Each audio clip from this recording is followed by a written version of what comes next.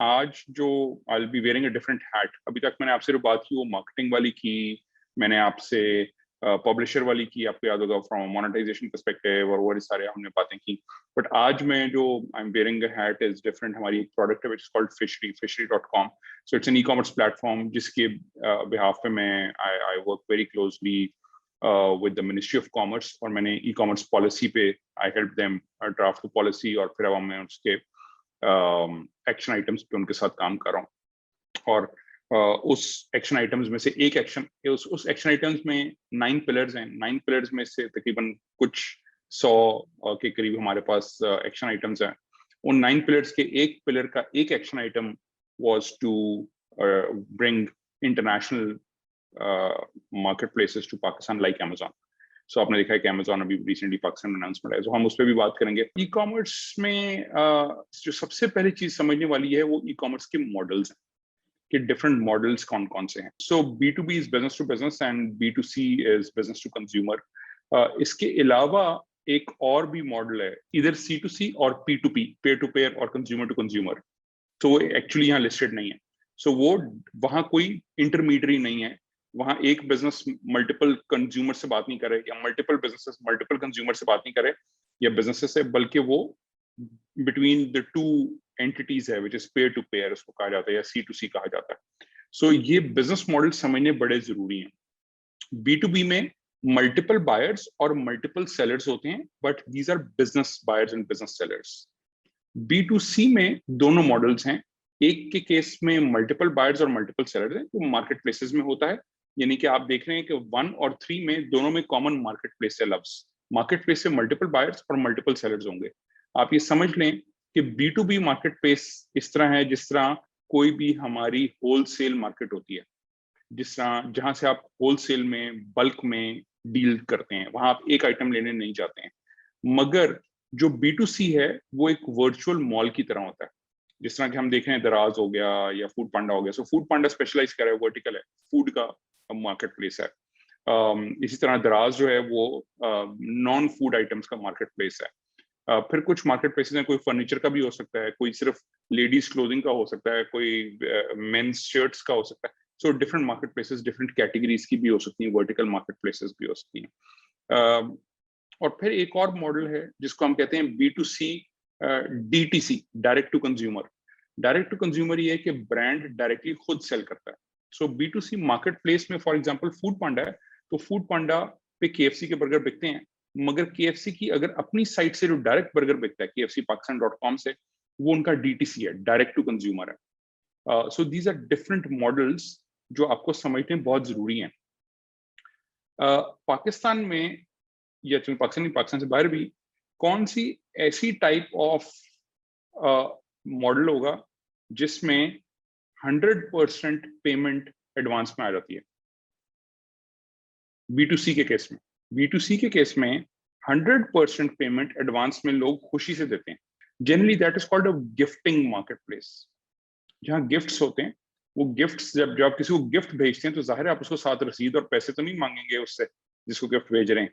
तो आप याद करें TCS सेंटिमेंट्स एक्सप्रेस के केस में, आपने किसी को केक भेजा तो जाहिर है आपने उसको तोहफे के तौर पर भेजा, तो आप उससे उस वक्त रसीद और पैसे नहीं मांगना चाहेंगे, तो आप पहले पेमेंट करते हैं। सो गिफ्टिंग मार्केट प्लेस के केस में पेमेंट पहले आती है। अब ये मैं इसलिए सॉरी एग्जांपल ले रहा हूँ, बड़ी स्पेसिफिक एग्जांपल्स हैं, मगर मैं इसलिए ले रहा हूँ कि ये सब की इकोनॉमिक्स फर्क है, सबके बिजनेस मॉडल्स फर्क हैं, and you need to really understand कि सबके मॉडल्स क्या हैं, कौन किस बिजनेस मॉडल पे प्ले कर रहा है, and that is really really important to understand. क्योंकि मॉडल समझेंगे तो आपको समझ आएगी कि उसका सोर्स ऑफ इनकम क्या है, उनकी इनकम स्ट्रीम्स क्या है, और उसकी बेसिस पे आप अपनी प्रोडक्ट्स को भी डिजाइन कर सकते हैं। So name of the game is कि आपके एक नई पेमेंट ऑप्शन आई है जिसको कहा जाता है BNPL। इस तरह के नए ऑप्शन आ रहे हैं कि बाय नाउ पे लेटर, विच मींस कि आप अभी चीजें खरीद लें और बाद में किस्तों पे पैसे देते हैं, जो कि हम जनरली हमारे बाकी दुकानों में काफियों में होता है। बट अब ये फॉर्मली ई कॉमर्स में भी आ रहा है, बाय नाउ पे लेटर। आपने देखा क्रेडिट कार्ड्स में भी ऑप्शन आती है कि आप जो है वो इंस्टॉलमेंट पे करा लें, आपने कोई बड़ी अमाउंट ट्रांजेक्शन की है तो they call you and they offer you. So credit economy is a big both informal and formal credit economy जो है वो e-commerce की तरफ आ रही है। बट ये मॉडल्स मैं आपको दिखाना चाह रहा था कि you need to really understand। और जो सबसे ज्यादा स्पेस है वो नीचे B2C की है, बट जो इन terms of volume of business, but in terms of value of business B2B is huge, जो ऊपर टॉप पे आप चले जाते हैं। ज़ाहिर एक कंटेनर जो है वो $50,000 या $1,00,000 का कंटेनर की वैल्यू होगी। नीचे जो अगर आ जाएंगे B2C के केस में, तो एक आइटम हो सकता है 500 या 1000 या 2000 रुपए की होगी, मगर वो नंबर ऑफ ट्रांजेक्शन बहुत ज्यादा होंगी। सो हर किसी की अपनी कुछ प्रोज एंड कॉन्स हैं, डिफरेंट डायनामिक्स हैं, so critical to understand the e-commerce part. So दुनिया में इस वक्त जो एस्टिमेट्स हैं वो तकरीबन $4 ट्रिलियन के थे pre Covid. This was a pre Covid $4 to $5 trillion के एस्टिमेट था कि इतनी दुनिया की मार्केट है ई कॉमर्स की। अब अभी 2021 के ऑफ कोर्स रिजल्ट्स आएंगे, और 2020 के भी जो ये एस्टिमेट्स हैं ये अभी एक्चुअल रिजल्ट्स नहीं आए कंपाइल होके, but this is just to give you an idea. So $4 trillion या $5 ट्रिलियन की ऑलमोस्ट ग्लोबल मार्केट है, और उसमें से 15%, ये जो $4 ट्रिलियन ई कॉमर्स की मैंने आपको मार्केट बताई है, ये 15% है टोटल ग्लोबल रिटेल मार्केट की। सो मैं एक्सप्लेन कर दूं मैं क्या कह रहा हूं यहाँ। मैं कह ये रहा हूं कि पूरी दुनिया में जो कुछ दुकानों में बिकता है, जो कुछ दुकानों में बिकता है, उसका 15% ऑनलाइन ई कॉमर्स से बिकता है। ठीक है, थंब रूल है 15%, कि पूरी दुनिया का सब कुछ जो डिफरेंट दुकानों में बिकता है, खाना पीना, नॉन फूड, एवरीथिंग, वो सब चीजों पे जो दुकानों में चीजें बिकती हैं, वो उसका 15% ऑनलाइन बिकता है। That's a global average.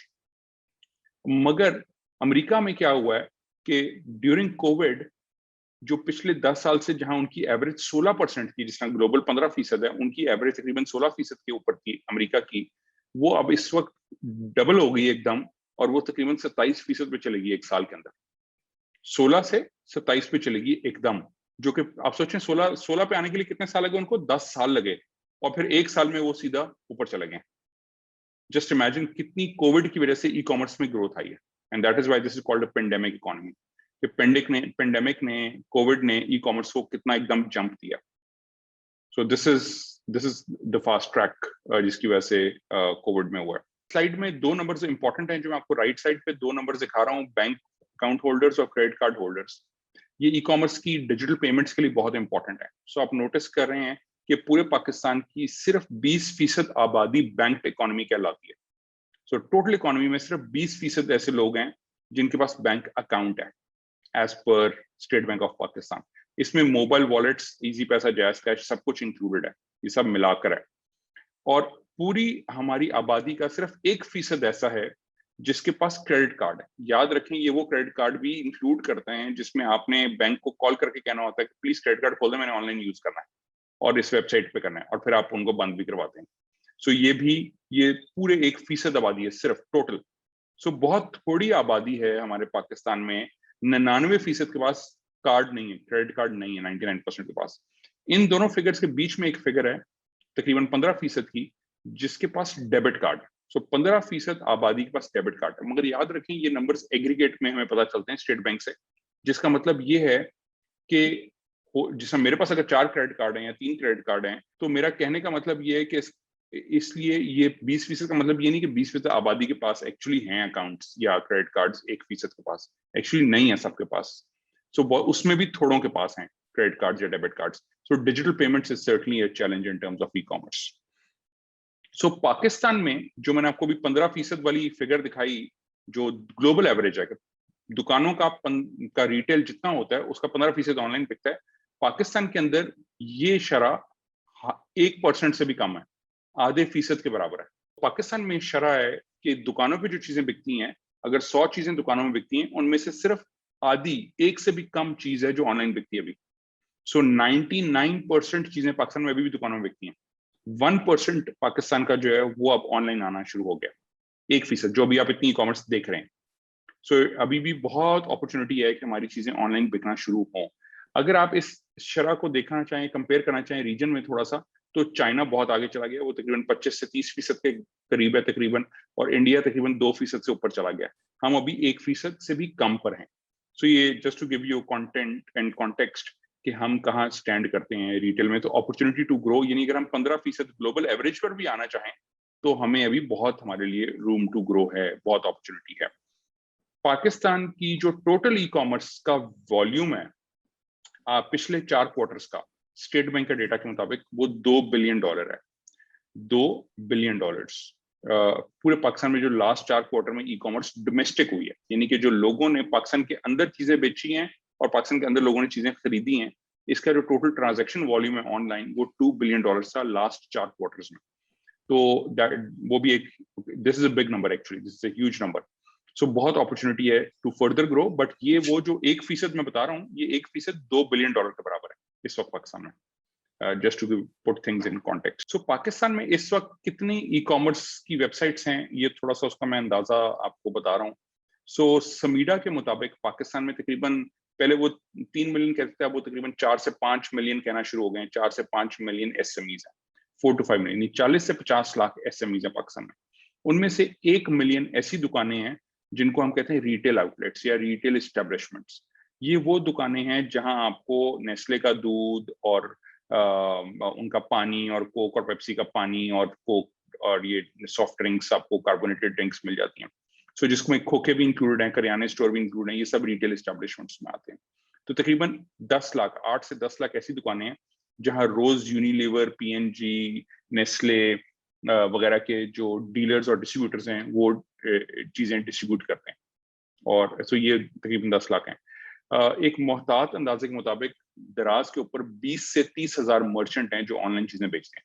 20 से 30 हजार ऐसे मर्चेंट्स हैं जो दराज के ऊपर डिफरेंट चीजें बेचते हैं। ये डिफरेंट कॉन्वर्सेशंस दराज के साथ जो मेरी है उनकी एक समरी है। एक और थर्ड पार्टी डेटा के मुताबिक, ऑनलाइन डेटा के मुताबिक, पाकिस्तान में जो ई कॉमर्स की वेबसाइटें हैं, ऐसी वेबसाइट्स जहां से कुछ ना कुछ बेचा जा रहा है पाकिस्तान में, वो तकरीबन इस वक्त अभी 8,000 लिखी हुई, तकरीबन 10 से 15 हजार हो गई। 10 से 15 हजार वेबसाइट्स हैं अलग अलग जहां से कुछ बेचा जा रहा है, और दराज के ऊपर जो मर्चेंट्स या सेलर्स बेच रहे हैं वो 20 से 30 हजार है। सो ये थोड़ा एक रफ अपॉर्चुनिटी मैं आपको दिखा रहा हूँ कि ये भी ग्रो कर रहे हैं, इवॉल्व कर रहे हैं, but this is where we stand right now in terms of E commerce in Pakistan. तो हुआ ये कि अक्टूबर 2019 में मिनिस्ट्री ऑफ कॉमर्स ने एक ई कॉमर्स पॉलिसी ड्राफ्ट की और कैबिनेट से अप्रूव करवाई। ये इसलिए जानना जरूरी है बिकॉज ई कॉमर्स एक नया बिजनेस मॉडल है जो कि हमारे लॉज और रेगुलेशंस में क्लियरली डिफाइंड नहीं था, और इसके लिए कुछ रेगुलेशंस और लॉज को चेंज करने की जरूरत थी जो कि नहीं अभी तक चेंज हुए थे। So keeping that in view, इन्होंने तो गवर्नमेंट ने ये अक्टूबर 2019 में ये पॉलिसी मुरतब दी और फिर इसको कैबिनेट से अप्रूव कराया। इस पॉलिसी के मुताबिक 2 चेंजेस आई। एक चेंज ये आई कि ई कॉमर्स को डिफाइन किया गया पाकिस्तान के लॉ में, और फिर उसके मुताबिक ई कॉमर्स को मिनिस्ट्री ऑफ कॉमर्स का डोमेन डिफाइन कर दिया गया रूल्स ऑफ बिजनेस। ये मैं इसलिए आपको क्लियरली बता रहा हूँ बिकॉज रूल्स ऑफ, जब तक के आपके ज्यूरिस्डिक्शन में ना कोई चीज आ जाए, कोई भी मिनिस्ट्री उसको ओन नहीं करती है या प्रॉपर्ली उस पर काम नहीं करती है। ये मिनिस्ट्री ऑफ IT के अंडर नहीं है, ये मिनिस्ट्री ऑफ कॉमर्स के अंडर है, ये समझना जरूरी है। ये e commerce ministry of commerce के डोमेन में। और इस पॉलिसी के 9 पिलर्स हैं जिनके ऊपर काम किया जा रहा है। आपके राइट साइड पे आपको ब्लू में नजर आ रहे होंगे, ये 9 पिलर्स हैं इन पे काम किया जा रहा है। सो Amazon जो आखिरी पिलर है, सबसे आप देख रहे हैं global connectivity and multilateral negotiations का, उस एक पिलर का एक एक्शन आइटम है। सो क्योंकि global connectivity was one of the pillars, मगर जो बहुत ज्यादा काम किया गया है अभी तक पिछले 1-1.5 साल में इस पे ई कॉमर्स में, वो फाइनेंशियल इंक्लूजन और डिजिटल पेमेंट्स पे किया गया है। और अब इस वक्त यूथ और SMEs की एम्पावरमेंट के ऊपर भी और टैक्सेशन के ऊपर भी काम हो रहा है। सो अभी इस दफा हमने पहली दफा बजट में कुछ रिकमेंडेशंस भी दिए हैं, हमने बजटरी रिकमेंडेशंस भी दी हैं फाइनेंस मिनिस्ट्री को कि क्या क्या चीजें ई कॉमर्स के लिए बेहतर लाने की जरूरत है।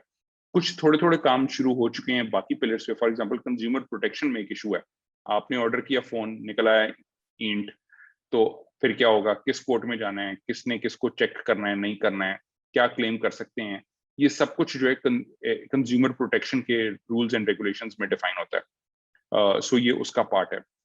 फिर ICT एंड टेलीकॉम सर्विसेज वो हैं जहाँ कनेक्टिविटी की बात हो रही है कि आपको इंटरनेट कनेक्शन कितना महंगा सस्ता मिल रहा है, कैसे आप उस पर कनेक्ट होते हैं। लॉजिस्टिक्स बहुत इंपॉर्टेंट है, जिससे आपने देखा होगा आज करीम ने कल या आज अनाउंस किया कि वो ड्रोन डिलीवरीज करेंगे कराची, लाहौर, इस्लामाबाद में कुछ चीजों में। So which is very cutting edge के वो इस चीज पे आ रहे हैं। फिर डेटा प्रोटेक्शन पे बहुत काम होने की जरूरत है, इस पे हम अभी आगे आते हैं। Data protection is a big element कि आपका डेटा आपका कितना इंपॉर्टेंट है आपके लिए और कैसे यूज किया जा सकता है। सो इस ई कॉमर्स काउंसिल की एक इंपॉर्टेंट चीज ये है कि this e-commerce council reports to the prime minister और to the adviser of the prime minister. So जो रजाक दाऊद साहब is adviser to the prime minister, so अभी हम उनको रिपोर्ट कर रहे हैं ई कॉमर्स काउंसिल में, बट टेक्निकली हम इसको एक दफा प्राइम मिनिस्टर को भी रिपोर्ट कर चुके हैं, and I am leading the private sector of the e commerce council right now. इस ई कॉमर्स काउंसिल में हमने 2-3 अमेंडमेंट्स अभी लेजिस्लेशन में कराई हैं। मैं आपको समझाने के लिए कर रहा हूँ, अगर इस पर कोई सवाल हो तो मुझे बताइएगा। सो सबसे पहली जो हमने लेजिस्लेटिव चेंज कराई वो ये है कि अभी आप पाकिस्तान से जब बाहर कोई चीज भेजते हैं तो कंटेनर्स में जाती है, यानी कि आपने कपड़े बनाए, जूते बनाए, कुछ भी है, वो कंटेनर में लोड होती है, उसका ई फॉर्म बनता है मिनिस्ट्री ऑफ कॉमर्स के कह रहा हूँ सॉरी कस्टम से, जो कि एफबीआर के अंदर एक डिपार्टमेंट है। कस्टम वाले उसका एक ई फॉर्म बनाते हैं और फिर वो पाकिस्तान से बाहर जाने के काबिल हो जाती है चीज लीगली।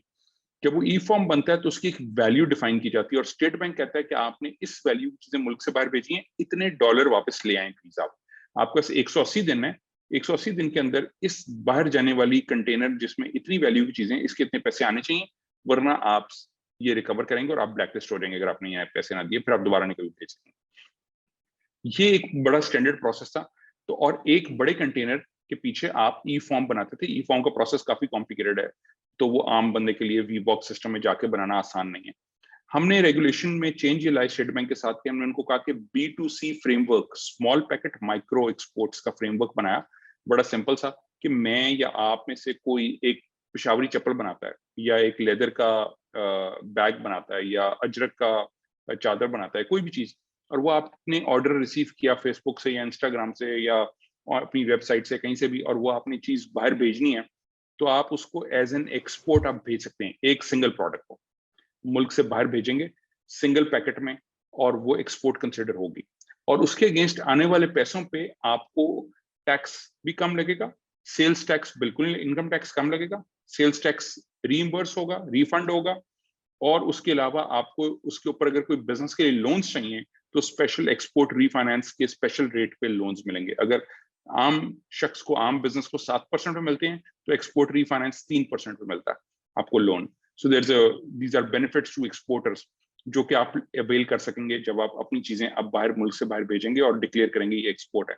अभी तक ये चीजें जाती थी एज ए गिफ्ट, यानी मैंने यहाँ से कोई चीज बनाई और किसी को डीएचएल की तो वो गिफ्ट में डिक्लेयर करता था, उसकी कोई वैल्यू नहीं थी, और उससे आने वाले पैसे आ तो जाते थे मुल्क में, मैं अपने दोस्त, यार, अहबाब या फैमिली के थ्रू ले आता था, मगर मैं डिक्लेयर नहीं कर पाता था ये एक्सपोर्ट की इनकम है, बिकॉज मैंने जाते वक्त उसकी वैल्यू नहीं डिक्लेयर की थी। गिफ्ट की वैल्यू 0 होती है, तो इसलिए वो वैल्यू डिक्लेयर नहीं थी उस प्रोडक्ट की, जो कि अब डिक्लेयर हो गई है। तो ये जो हमने चेंज लाए लीगल, इस पे दिसंबर में फाइनली ये लॉन्च हुई, दिसंबर 2020 में, और अभी पिछले 4-6 महीने के अंदर बिल्कुल ट्रायल फेज के अंदर ये 300 से ज्यादा, 350 के करीब ट्रांजैक्शंस हो चुकी हैं, worth $2.5 million with in this category, इस नई रेगुलेशन के अंडर। 2.5, ये हमें कल स्टेट बैंक ने, कस्टम्स ने, हम प्रेसिडेंट हाउस में तो हमें बताया कि ये $2.5 मिलियन वर्थ की ट्रांजैक्शंस जो हैं वो हो चुकी हैं। So this was good interaction. So ये एक इंटरवेंशन की। फिर दूसरी इंटरवेंशन जो की, वो आपको याद होगा, SOPs थे ड्यूरिंग कोविड। आपको याद होगा कोविड में ये सबसे बड़ा चैलेंज ये हुआ था कि लॉकडाउन में उन्होंने बिल्कुल डिलीवरीज बंद कर दी थी, तो फिर हमने SOPs अप्रूव कराए और उनको प्रोसेस किया। मैं उसकी डिटेल में नहीं जाऊंगा, बट सिंपली आपको, ताकि घर पे चीजें मिल सके और आपको बाहर जाने की जरूरत ना पड़े। तीसरा जो हम इस वक्त इंटरवेंशन करवा रहे हैं इंपॉर्टेंट, वो है B2B2C। जो Amazon का बिजनेस है इसको हम B2B2C कहते हैं। जिस अभी हमने ई कॉमर्स के मॉडल्स देखे अपने पीछे, वहां B2B2C नहीं था, तो Amazon is a B2B2C case. Why? कि पाकिस्तानी बिजनेस एक अमेरिकन बिजनेस या out of Pakistan business Amazon को चीजें भेजेगा, वो आपके बिहाफ पे आगे कस्टमर को चीजें डिलीवर करेंगे। So it's a business to consumer value chain, तो इसलिए इसको B2B2C वैल्यू चेन कहा जाता है। इस केस में कुछ रेगुलेशंस को अपडेट करने की और रिलैक्स करने की जरूरत थी, तो स्टेट बैंक के साथ हमने इस पर डिस्कशन कर लिया है, कोई 7-8 पॉइंट्स हैं। उन्होंने उस प्रपोजल को एक्सेप्ट भी करके एक ड्राफ्ट हमसे शेयर भी कर लिया है, एक क्लोज्ड कम्युनिटी में भी ये डिस्कशन हो रही है। बहुत जल्द स्टेट बैंक उनको अनाउंस कर दे, और उसकी बेसिस पे कोई भी पाकिस्तानी बिजनेस जब यहाँ से कुछ चीजें बाहर भेजेंगे तो उनको पैसे के फ्लो में प्रॉब्लम नहीं आएगी, और वो आसानी से B2B2C कैटेगरी में भी कर सकेंगे। क्लोज कम्युनिटी में कौन है? क्लोज कम्युनिटी में ये NECC के लोग हैं, मंसूर, वो लोग जो नेशनल ई कॉमर्स काउंसिल में हैं, सो हमारा एक क्लोज्ड ग्रुप है ऑफ अबाउट 150-200 पीपल। सो हम उसमें करते हैं। बट ये जो ग्रुप है एक अमेज़न का, हमने सब कमेटी बनाई हुई है with adviser Razak Dawood, and उसमें लॉजिस्टिक्स की कंपनीज हैं, उसमें कुछ एक्सपोर्टर्स हैं जो अमेज़न के साथ, जिस तरह आपने नाम सुना होगा इनेबलर्स का और एक्सट्रीम कॉमर्स का और इस तरह के लोगों का, तो हमने उन सबको एंगेज किया हुआ है। और भी जो लोग अमेज़न पे काम करते हैं, कंपनीज लाइक सफायर एंड खाड़ी वगैरह, तो हम उन सबके साथ भी और ई कॉमर्स में इसीलिए हम कोशिश कर रहे हैं कि जो रेगुलेशंस हैं इनको इसलिए सही तरह इंप्रूव किया जाए ताकि डॉक्यूमेंटेड इकोनॉमी रहे। अभी भी लोग कर रहे हैं ई कॉमर्स, अमेज़न पे आपने देखा होगा बहुत सारे लोग कर रहे हैं, मगर वो हुंडी और इनफॉर्मल तरीकों से कर रहे हैं, which is not the legal way, और जिसकी वजह से डॉक्यूमेंट नहीं हो रही इकोनॉमी, और जिसकी वजह से हमें FATF का इशू आता है।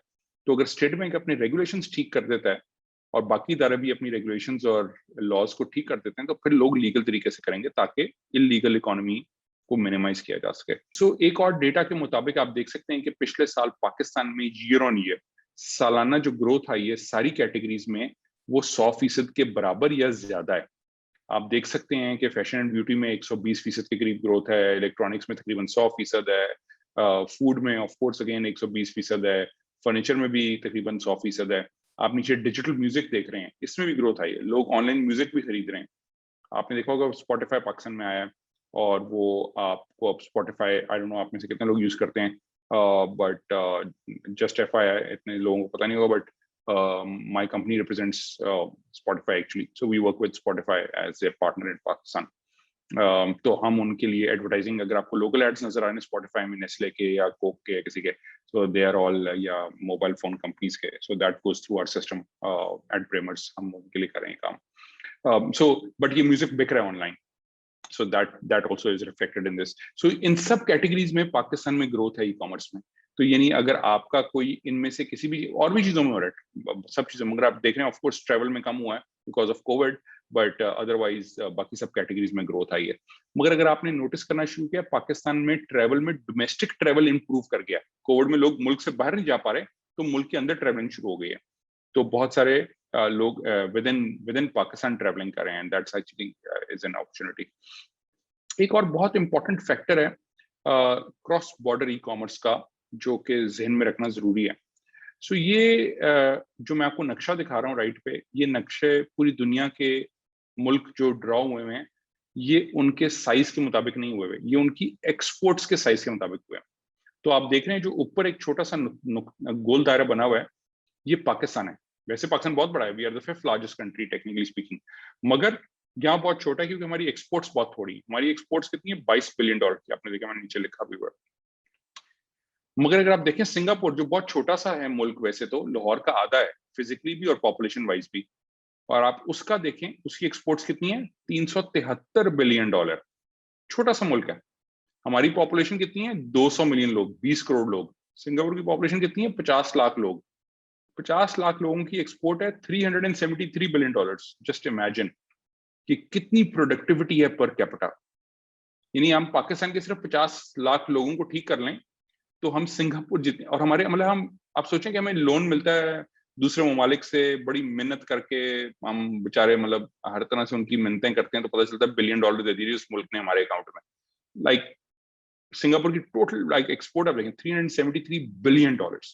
अच्छा वो छोड़े, आप ये नाइजीरिया देखें जरा, ये सबसे अलग नीचे छोटा सा एक, नाइजीरिया की एक्सपोर्ट्स देख रहे हैं कितनी है। वैसे हमें डर लगता है कि हम पता नहीं वो अफ्रीका जाएंगे तो चोरी में पता नहीं क्या हो जाएगा, और क्या वहाँ अफ्रीकन प्रिंस हमारी वो ईमेल भेज के हमारे डॉलर निकाल लेंगे अकाउंट से। जस्ट इमेजिन, देखें जरा नाइजीरिया की एक्सपोर्ट्स कितनी है, $47 बिलियन। Just imagine. चलो आप कहते हैं वहाँ तेल तूल है, सब कुछ है, नीचे देख लें जरा अंगोला। अंगोला में तो सिविल वॉर चल रही है, I mean nobody would want to go there by the way. Just imagine $33 billion. So huge opportunity कि हम बहुत कम एक्सपोर्ट कर रहे हैं, and this is a big opportunity कि हम लोग यहाँ से अच्छी एक्सपोर्ट्स करनी शुरू करें। हम बड़ी ट्रेडिशनल एक्सपोर्ट्स में फंसे हुए हैं, हम कपड़े जूते basic actually cloth yarn textile में उसमें फंसे हुए हैं, और हम लेदर की बेसिक चीजों में फंसे हुए हैं। फॉर एग्जाम्पल अभी जो हमें लेटेस्ट रिसर्च अगर आप देखेंगे अमेजोन के लोगों ने जो की है बहुत सारी, उसमें ये पता चलता है कि लोग अब कॉटन के कपड़े कम पहनना चाहते हैं, वो लेते हैं अब सिंथेटिक। स्पोर्ट्स वेयर बहुत चलता है, आपने नोटिस किया होगा, ये जितने हैं सिंथेटिक मिक्स कपड़े जो आ रहे हैं वो बहुत चल रहे हैं, मगर हम पाकिस्तान में बनाते ही नहीं। हम बस बैठे हुए कि हमने कॉटन के ही बनाने, बिकॉज हमारी एग्रीकल्चर कॉटन बेस्ड है। सो हम लोगों को इनोवेट करने की जरूरत है, हम लोगों को नई चीजें बनाने की जरूरत है। आई डोंट नो आप में से कितने लोगों ने माइक्रो फाइबर फैब्रिक देखा है, जो अब आप देखते हैं बहुत सारे सफाई में यूज होता है, गाड़ियों को साफ करने में या घर की सफाई में भी माइक्रो फाइबर क्लॉथ है, आपको बहुत सारे स्टोर से मिल जाएगा। आप देखें, हम वो कॉटन के कपड़े से सफाइयां करते हैं, शीशे से दाग नहीं खत्म होते। आप माइक्रो फाइबर से करें, आपको दाग रहता ही नहीं है, मगर हम बनाने को तैयार ही नहीं है। हम कहते हैं नहीं जी, हमने नहीं बनाना, हम तो कॉटन बेस्ड इकोनॉमी है। बाय द वे, अगर आप इधर हांगकांग को जरा देखें, जितना बड़ा आपको नजर आ रहा है, हांगकांग बहुत ही छोटा है, सिंगापुर से भी छोटा है। हांगकांग में जमीन पर स्क्वायर इंच बिकती है, पर स्क्वायर इंच, इतनी थोड़ी जगह। हांगकांग के पास तो इतनी भी जगह नहीं थी कि वो एयरपोर्ट का रनवे बना सकते। उन्होंने समंदर के अंदर रिक्लेम्ड लैंड में रनवे बनाया है, यानी वहां जमीन वो मट्टी भर के समंदर में उस पर उनका रनवे बना हुआ है। और अगर आप वहां लैंड करें, कभी हांगकांग में किसी का चक्कर लगे, तो आपको पता चलेगा कि वो आपका जहाज बहुत फ्लिप फ्लॉप करता है, जस्ट बिकॉज इतनी हवा होती है समंदर की जिसके अंदर वो लैंड करता है कि not every pilot can easily land on in Hong Kong. इतना छोटा मुल्क है, पर स्क्वायर इंच, यानी जो उनकी अपार्टमेंट बिल्डिंग के मिनिमम होंगे ना फ्लोर्स, वो 30-40 फ्लोर है मिनिमम, इससे ऊपर ही होते हैं। तो इतनी छोटे मुल्क की एक्सपोर्ट्स देख रहे हैं कितनी, $550 बिलियन डॉलर्स, और हम $22 बिलियन पे फंसे हुए हैं। बहुत अपॉर्चुनिटी कि हम सब अपनी चीजों की क्वालिटी बेहतर करें और दुनिया को भेजें। हम इतना बड़ा मुल्क है, इतने लोग हैं, और हम नहीं कर रहे हैं। सो ये मैं इसलिए फोकस एम्फोसिस डाल रहा हूँ इस पे कि आप सबके पास बहुत अपॉर्चुनिटी है कि हम यहाँ से अच्छी चीजें क्वालिटी की बना के और उनको आगे भेजें। और इस चीज को वैलिडेट करने के लिए this is another data point कि नीलसन की एक रिपोर्ट में, Nielsen is a very reputable research firm, उनकी रिपोर्ट के मुताबिक जो शख्स एक दफा इंटरनेट पे कुछ खरीद लेता है अपने मुल्क से, 50% से ज्यादा प्रोबेबिलिटी है कि वो उसके बाद अपने मुल्क से बाहर से खरीदेगा। यानी अगर मैंने आज एक दफा दराज से कुछ खरीद लिया, तो बहुत प्रोबेबिलिटी कि मैं अगली दफा अली एक्सप्रेस से या अमेजोन से या सूक से या किसी बाहर की वेबसाइट से कुछ ना कुछ जरूर खरीदूंगा, बिकॉज मेरा ट्रस्ट बिल्ड हो गया कि ई कॉमर्स चलता है एंड है, और मेरे पास क्रेडिट कार्ड है, पेमेंट मैं कर सकता हूँ ऑनलाइन, तो people will try to do that, and that's what we do. और उसमें जो सबसे बड़ी मार्केट है जो बाहर की दुनिया की चीजें खरीदते हैं, उसमें आप देख रहे हैं चाइना है। चाइना में लोग बाहर से चीजें खरीदते हैं। अगर आप लेफ्ट वाली स्लाइड देखें, लेफ्ट वाला इमेज देखें, अमेरिका में लोग बहुत सारी चीजें बाहर से खरीदते हैं। यूके में $100 बिलियन की वहां मार्केट है, यानी इट्स ह्यूज मार्केट कि लोग वहां से बाहर से चीजें खरीद रहे हैं। ब्राजील में, जहां हम यहाँ से चीजें नहीं भेजते हैं ज्यादा, वहां चीजें खरीदी जा रही, तो बहुत अपॉर्चुनिटी है कि वहां चीजें खरीदी जाएं। तो अगर कोई भी अभी आप में से सोच रहा है कि वो अमेजोन पे काम करेगा या करना चाहता है या ई कॉमर्स में, तो बिजनेस प्लान बनाए बगैर मत कीजिएगा। It's of no value, you will waste your money. और जस्ट टू वैलिडेट कि ये सब कुछ पाकिस्तान में ठीक हो रहा है, ठीक डायरेक्शन में जा रहा है, ये उसकी एक वैलिडेशन आपसे शेयर कर रहा हूँ कि आप देख सकते हैं कि पाकिस्तान में पिछले साल में $81 मिलियन की फंडिंग आई है। $81 मिलियन की फंडिंग आई है, जो मोस्टली ई कॉमर्स की कंपनियों में है। और ये राइट साइड पे वो कंपनियों की लिस्ट है, मैंने जो आपसे दिखा रहा हूँ आपको। आप देख रहे हैं ताजिर, अभी दवाई ने कल रेज किए हैं 8 या 9 मिलियन डॉलर्स, दवाई.पी के दवाइयां बेच रहे हैं ऑनलाइन। एयरलिफ्ट कर चुका है तकरीबन $14-15 मिलियन। एयरलिफ्ट आपको ग्रोसरीज घर पे देता है। जो मैं अभी बात कर रहा था, ट्रेवल डोमेस्टिक बढ़ गया है। एक आप देख रहे हैं इसमें रूमी लिखा हुआ है। रूमी नए होटल्स हैं, budget hotels, but at A cheaper price, but तो वो लोग कर रहे हैं। रूमी ने मरी में खोल दिए हैं, इस्लामाबाद में खोला है, बहुत अच्छा है। फिर बाजार है, ये B2B वाली साइड पे। प्राइस हो है, ये भी ई कॉमर्स है। फिर दस्तगीर, रिकल्ट एग्रीटेक में। रिकल्ट इज एग्री टेक स्टार्टअप। ये फार्मर्स को फाइनेंस करते हैं कि जी आपको हम बताएंगे कि आपने इस जमीन पे क्या ग्रो करना है, कौन सी खाद डालनी है, सब कुछ है, मगर और हम आपसे खरीद भी लेंगे आपकी प्रोड्यूस, मगर आपने सिर्फ हमारी बात माननी है। करना आपने, मगर बात हमारी माननी है कि क्या ग्रो करना है और कौन सी खाद डलेगी और क्या डलेगा। ये कैसे बताते हैं वो सैटेलाइट इमेजरी यूज कर रहे हैं, और ये पाकिस्तानी है, इसमें एक को फाउंडर और बाकी 2-3 बाहर के हैं। और ये लोग क्या कर रहे हैं, इन्होंने सैटेलाइट इमेजरी से ये एस्टिमेट लगा लेते हैं कि इस एरिया में, वो सैटेलाइट की इमेजरी से देख लेते हैं कि इस जमीन पे कौन सी केमिकल की कमी है, इसको यूरिया चाहिए या इसको नाइट्रोजन चाहिए या इसको क्या चाहिए। वो डिफरेंट स्कैनर्स लगा के उसकी स्कैनिंग करके वो देख लेते हैं कि इस पोर्शन ऑफ जमीन को कौन सी कमी है, उसके हिसाब से वो बताते हैं। और वो देखते हैं इसका वेदर क्या है इस एरिया का, उस हिसाब से बताते हैं चावल ग्रो करना चाहिए या गन्ना ग्रो करना है या कॉटन, या जो भी वो बताते हैं, दालें आएंगी। और वो उनको पता होता है वहां उसकी प्रोड्यूस ज्यादा आएगी बेस्ड ऑन साइंटिफिक रिजल्ट्स, और उसकी बेसिस पे वो आपकी प्रोडक्ट आपसे खरीद भी लेते हैं बाद में। तो रिकल्ट भी एक अच्छा पाकिस्तानी स्टार्टअप है। बाइकिया आप सब जानते हैं, बाइकिया को आपने देखा, बाइकिया ने भी $16 मिलियन रेज किए हैं। सो मैं ये सब चीजें मैं आपको बता इसलिए रहा हूँ कि ई कॉमर्स में अपॉर्चुनिटी है। आप लोग अपने स्टार्टअप वाले लेवल तरफ भी जा सकते हैं अगर आप चाहें। आप लोग इन सब के साथ मिलकर अपना भी काम कर सकते हैं, जिसमें कि आप अपनी कंटेंट, इन सबको कंटेंट भी चाहिए और आप सब कंटेंट करते हैं, आप लोग अपनी बीट इनके साथ मैच कर सकते हैं और आप लोग उन बीट्स को कवर कर सकते हैं ई कॉमर्स में क्या हो रहा है क्या नहीं हो रहा। सो huge opportunity with in that space of e commerce. So e commerce में एक और जो इम्पोर्टेंट चीज है, बहुत बहुत इंपॉर्टेंट है, इसको मैं कहता हूँ the magic moment of e commerce. तो अगर आप ई कॉमर्स खुद करना चाह रहे हैं या देखना चाह रहे हैं तो उसमें ये जरूर जहन में रखें, ये 7 चीजें ऐसी हैं, 7-8 चीजें जो कि इकट्ठी सही होंगी तो ई कॉमर्स सक्सेसफुल होगा। फॉर एग्जाम्पल, आपने टेक्नोलॉजी सही कर ली, जो बीच में बिल्कुल सेंटर में आ रहा है, स्केलेबल टेक्नोलॉजी, आपने बिल्कुल बिल्कुल वेबसाइट ठीक कर ली, मगर अगर आपका कंटेंट ठीक ना हुआ, उसके अंदर ई कॉमर्स में तस्वीरें अच्छी ना लगी हुई, डिस्क्रिप्शन ना अच्छी हुई, तो आपको वैल्यू नहीं मिलेगी, आपका कस्टमर सेटिस्फाइड नहीं होगा। अगर फोटोग्राफी बुरी है और तो जाहिर है कोई भी नहीं अट्रैक्ट होगा, जो दिखेगा वो बिकेगा। आपने ये भी ठीक कर ली, फोटोग्राफी भी ठीक कर ली, कंटेंट भी ठीक कर लिया, उसके बाद आपने मार्केटिंग सही ना की, जो ब्रांड पुल या डिमांड जनरेशन की मैं बात कर रहा हूँ, अगर आपने मार्केटिंग सही ना की तो अगेन फॉर एग्जांपल अगर आपने जूते बनाए बच्चों के लिए और आप ऐड दिखा रहे हैं बूढ़े लोगों को, तो ऑफ कोर्स गलत segmentation plus targeting equals positioning. तो अगर आपने टारगेटिंग या मार्केटिंग सही ना की तो फिर आपके पास ट्रैफिक सही नहीं आएगी, चीजें बिकेंगी नहीं, इसलिए ई कॉमर्स सही होगी नहीं। आपने ये दोनों चीजें ठीक करनी और आपके पास इन्वेंट्री ठीक ना हुई, मार्केटिंग ठीक हो गई, ऑर्डर आने शुरू हो गए, टेक्नोलॉजी सही चल पड़ी, और आपने इन्वेंट्री ना हुई, आपके पीछे स्टॉक ना हुआ, आपने सही प्लानिंग ना की हुई इन्वेंट्री की, तो फिर आप लोगों को कहेंगे सॉरी जी आपका ऑर्डर तो आ गया बट हमारे पास प्रोडक्ट नहीं है, आपको अगली दफा प्लीज बताएंगे या जब आ जाए, तो अगेन नेगेटिव मार्केटिंग हो जाएगी। अगर आपने अज्यूम करें ये भी ठीक कर लिया तो फिर आपको पेमेंट्स रिसीव करनी है, और अगर आपने पेमेंट ऑनलाइन क्रेडिट कार्ड या चीजें सही ना इंटीग्रेट की हुई वेबसाइट में तो फिर एक आपको प्रॉब्लम आएगी।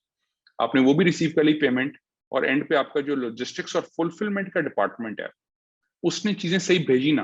फॉर एग्जाम्पल रेड शर्ट का ऑर्डर आया, ग्रीन शर्ट चलेगी, स्मॉल साइज का ऑर्डर आया, लार्ज साइज चला गया, वगैरह वगैरह तो अगेन प्रॉब्लम आएगी, रिटर्न्स आएंगे, कैंसिलेशंस आएंगी, लोग डिसग्रंटल होंगे, ये सब प्रॉब्लम्स आने शुरू हो जाएंगे। आपने ये भी ठीक कर लिया तो फिर आपकी कस्टमर सर्विस है, जो लोग आपसे ऑनलाइन सोशल मीडिया पे कमेंट्स करेंगे, उनके जवाब देने हैं, उनको सेटिस्फाई करना है डिफरेंट वेज, ये सब चीजें भी करनी जरूरी है। तो कम से कम ये 6-7-8 चीजें जो आप जब तक सही नहीं करेंगे, आपका ई कॉमर्स का प्लेटफॉर्म या वेबसाइट या मोबाइल ऐप कोई भी चीज सही नहीं चलेगी।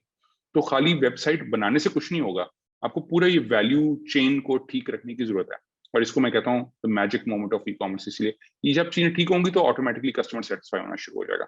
तो इन सब चीजों को जहन में रखिएगा, खाली वेबसाइट पे चीजें डालना जरूरी नहीं है। जितने मैंने आपको चीजें बताई हैं, 7-8-10 चीजें जो मैजिक मोमेंट की हैं, इसका कॉम्बिनेशन क्या बनना है ये हर किसी का फर्क होगा।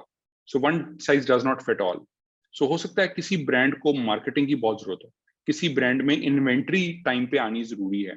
फॉर एग्जाम्पल, अगर आप खाना या पिज्जा की कंपनी है और अगर आपने 30 मिनट्स के अंदर किसी को उसकी भूख ना मिटाई तो वो कहेगा भाई अब मैं कुछ भी खा लूंगा, अब मुझे आपके पिज्जा की जरूरत नहीं, आप वापस ले जाएं। सो खाना लेट नहीं डिलीवर हो सकता, खाना ठंडा नहीं डिलीवर हो सकता, वो उसकी वैल्यू खत्म हो जाती है। इसीलिए आप देखेंगे जनरली जो कंपनी है, फूड पांडा तो अब स्पेशलिस्ट हो गया, बट बाकी सब राइडर्स पहले अपने खुद रखते थे बिकॉज खाना फौरन डिलीवर होने वाला चीज है। इसी तरह कुछ चीजें जिसमें आपको जल्दी नहीं होती बट आप कहते हैं मुझे क्वालिटी सही जेन्युइन मिलनी चाहिए, ओरिजिनल मिले कंपनी से, तो कोई बात, मैं 2 दिन वेट कर लूंगा। सो हर किसी की डिफरेंट प्रायोरिटीज हैं, तो आपको उसके हिसाब से देखना है। कुछ ऐसी हैं जो मोबाइल फर्स्ट होनी बहुत जरूरी है टेक्नोलॉजी के केस में, तो बहुत सारी ऐसी चीजें जो कि समझने की जरूरत है कि इन सबका जो कॉम्बिनेशन है वो बहुत इंपॉर्टेंट है, कि आप किन चीजों को समझ कर आप ई कॉमर्स का जो मैजिक मोमेंट है वो किसी के लिए बना सकते हैं। बट ई कॉमर्स के लिए ना जरा आपको अपने आप को चैलेंज करना पड़ेगा, it's not the standard thing. इसमें जो मैजिक है ना, it's happening out of your comfort zone. Digital marketing भी एक थोड़ा सा जरा चैलेंजिंग है जरा, बट ई कॉमर्स में आप ट्रेडिशनल बिजनेस मॉडल्स को बहुत चैलेंज करते हैं। यानी अगर आप इस वक्त बड़े पाकिस्तानी बिजनेसेस को कहना आप ई कॉमर्स करनी शुरू कर दें, वो कहते हैं नहीं नहीं यार हम एक एक चीजें नहीं बेचते, हम तो पूरा कंटेनर बेचते हैं, लेना तो ले लें। उनका माइंडसेट नहीं कस्टमर सर्विस वाला, सिंगल पैकेट माइक्रो एक्सपोर्ट्स करने वाला, they don't really get into it. So there is a huge opportunity कि आप सब लोग यंग ये काम कर सकते हैं, समझ सकते हैं। सो फॉर एग्जांपल इस वक्त पाकिस्तान में कितने डेबिट कार्ड्स हैं, क्रेडिट कार्ड्स हैं, एक्टिव मोबाइल वॉलेट्स 27 मिलियन है, आप देख सकते हैं। टोटल डिपॉजिट अकाउंट्स जो हैं वो 54 मिलियन है। सो ये रजिस्टर्ड ई कॉमर्स मर्चेंट्स जो हैं ये तकरीबन 1600 वो कंपनियां हैं जिन्होंने स्टेट बैंक के अप्रूव्ड पेमेंट गेटवे अपनी वेबसाइट में इंटीग्रेट किया। सो 1600 मर्चेंट ऐसे हैं पूरे पाकिस्तान में जिन्होंने एमसीबी का या यूबीएल का एचपीएल का या किसी का पेमेंट गेटवे अपनी वेबसाइट में इंटीग्रेट किया हुआ है। तो ये सफायर, निशात, खाड़ी या जो इस तरह की वेबसाइट्स हैं जिन्होंने ये कोई भी इनमें से गेटवे किया हुआ है, ये वो नंबर है इस वक्त। ये स्टेट बैंक की ऑफिशियल वेबसाइट भी आपको मिल जाएगा, but this is just to give you a sense के कितना है। सो मोबाइल बैंकिंग यूजर तकरीबन 8 मिलियन है अगर आप देखें, जबकि जो ऑनलाइन बैंकिंग यूजर्स हैं वो ओवरऑल 3.8 है, बट जो मोबाइल बैंकिंग कर रहे हैं वो 8.2 मिलियन यूजर्स हैं और पूरे पाकिस्तान 1.6 मिलियन क्रेडिट कार्ड्स हैं। बट इससे ज्यादा इंपॉर्टेंट जो है ना ये स्लाइड है। I thought this would be more interesting for you. So आप देख सकते हैं कि so this is a little complicated payment gateways. मैं इसलिए sorry कह रहा था, मैं I'm not deep diving into e-commerce in that sense, but just to give you a sense कि अगर आप इसमें थोड़ा सा ये गौर से देखें तो अगर आप पूरे पाकिस्तान में जो वीजा का ऑफिशियल पेमेंट गेटवे है वो सिर्फ एचबीएल के पास है और उसके बैकएंड पे जो प्लेटफॉर्म यूज हो रहा है टेक्नोलॉजी का वो साइबर सोर्स है। तो यानी अगर आपको यूबीएल वीजा क्लियरेंस दे रहा है तो वो वाया एचबीएल ही है, there is no second option, they have to go through HBL, चाहे फ्रंट एंड पे यूबीएल ही हो। इसी तरह जो मास्टर कार्ड है वो सिर्फ बैंक अल्फला और एमसीबी के पास है और उनका जो पीछे सिस्टम है वो एमपीजीएस है, मास्टर कार्ड का पेमेंट गेटवे है जो वो यूज करते हैं। इसी तरह अगर आपने 31 सलात का पेमेंट गेटवे यूज करना है तो वो सिर्फ यूबीएल के पास है, चाहे ऑफर फ्रंट एंड पे कोई भी कर रहा हो बट बैक एंड सिर्फ यूबीएल के पास है। So that's how they are connected. फिर जो लोकल पेमेंट गेटवेज हैं उसमें भी एक नया आया निफ्ट का ई पे, उसके अलावा ये अवांजा का, अवांजा एप्स के नाम से बजाज का चीजी पैसे हैं। पायलट अप्रूवल्स अभी हो रहे हैं, फिंचा को अप्रूवल मिल गया है जो पहले सिम भी था और बाकियों को नयों को मिल रहा है। फिर पे प्रो, हबल और सेफ पे हैं। सो पे प्रो ने एक और प्रॉब्लम सॉल्व किया है। फॉर एग्जाम्पल अगर आपने नोटिस किया हो कि ड्यूरिंग कोविड स्कूल्स को ये बहुत बड़ा मसला आया कि स्कूल से कहा फीसें जमा करा दें ऑनलाइन और हमें रसीद भेज दें। अब जब आप फीस जमा करा के बच्चों की ऑनलाइन रसीद भेजते थे तो स्कूल वालों को ये नहीं पता चलता था कि ये किस पेरेंट ने भेजी और ये किस बच्चे की फीस है। तो पे प्रो ने ये वाली प्रॉब्लम सॉल्व की है। सो एवरी एग्रीगेटर और fintech is trying to solve a specific use case.